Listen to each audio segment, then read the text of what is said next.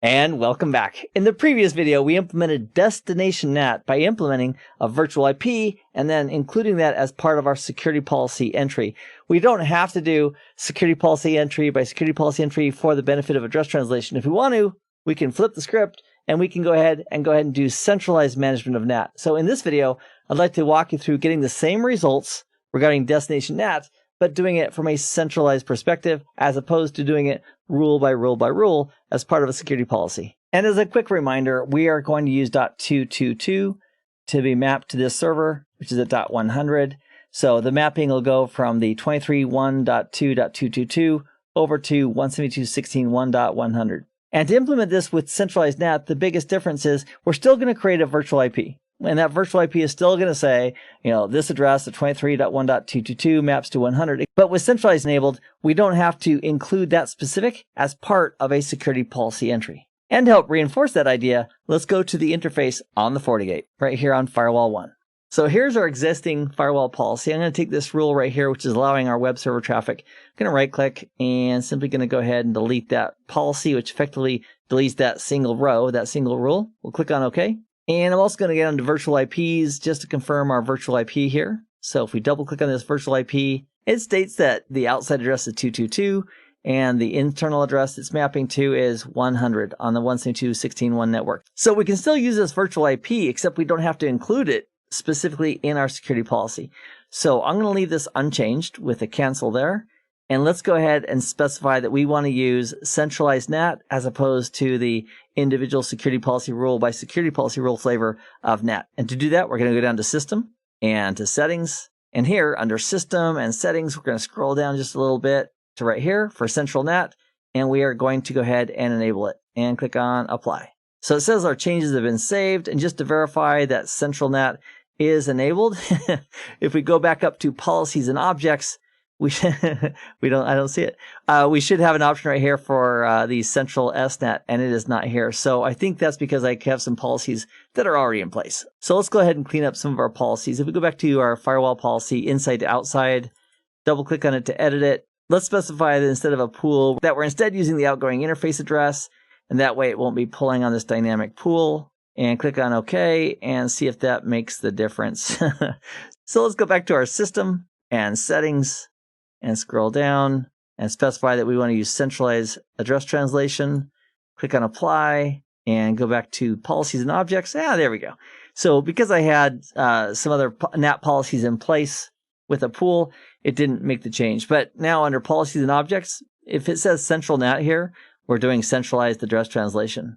So now if we go down to DNAT and virtual IPs, so currently we have this right here, still there, same one. It's the same virtual IP. And this virtual IP, which is being used for destination NAT, we don't have to include it in a policy. If it's sitting here, if that's the rule, boy, when traffic shows up, if it's going to 23.1.2.222, this firewall knows that it should swap out that destination address for 172.16.1.100. So even though if it knows the translation, we also have to specify that we want to allow some traffic from the outside to go to that server on the DMZ. So for the security policy for that, we need to allow that to happen. So we'll click on Create. We'll say Allow DMZ access. And you'll notice here, we don't have any address translation options because we're doing centralized NAT, but we can still specify what's going to be allowed. So we'll say traffic from the outside trying to go or be routed to the DMZ. And if the source is anywhere on the internet, so we'll go ahead and say all. And if the destination is, and this is where we're going to want to specify the actual IP address of the server on the DMZ.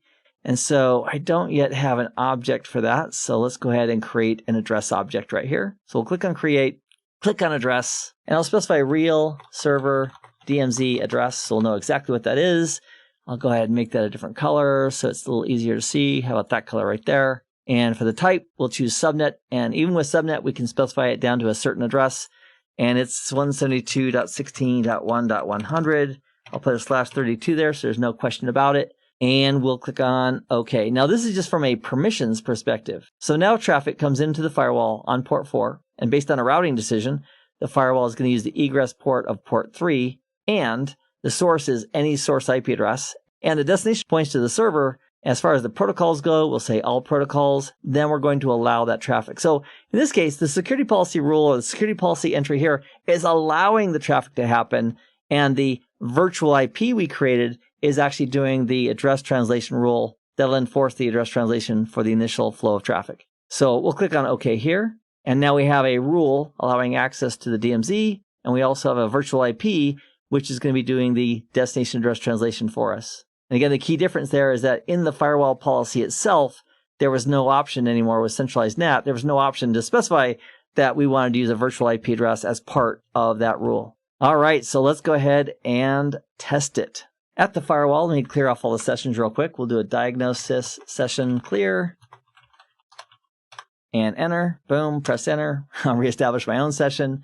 And then let me go ahead and bring in our outside device. This is our Kali Linux box on the outside. I'll hit refresh a few times here. Fantastic. Maybe send a ping request. Oh, pings are still flowing. So that implies that that's working, by the way. And let's go to the firewall CLI and verify the translations. So at the firewall, we'll issue the command get system session followed by list. Press enter. And there we go. So I'm just looking at the far right-hand column for the destination NAT.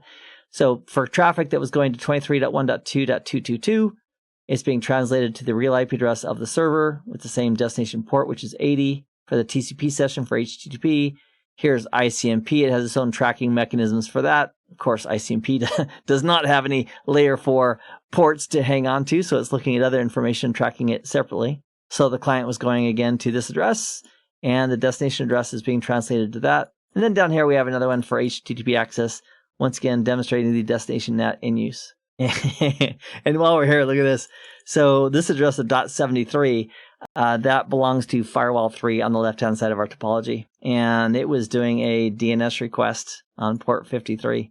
So the source port was 200308. It got address translated because of our source NAT rules that we have in place to 115. And then it got sent out to that DNS server at the well-known port for a DNS request, which is UDP port 53.